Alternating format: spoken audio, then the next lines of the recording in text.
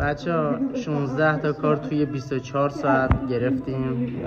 دم آجی حدیث که سناریو رو نوشته و بازی کرده تو کلیپامون. آجی دلارام هم که همینطور. علی تندیس که همینطور. علی تندیس مرده بود تو استوری قبلیه. من سگ گرفته بیچاره. منو علی تندیس انقدر نخوابیدیم بگیم منو علی تندیس صداش گرفته کلان. سگ گرفته. خدا صدای من نگاه کن. یه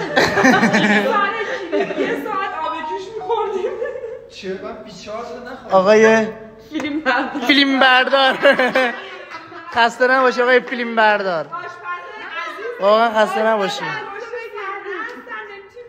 آره. آرتیست و آشپز آوردی.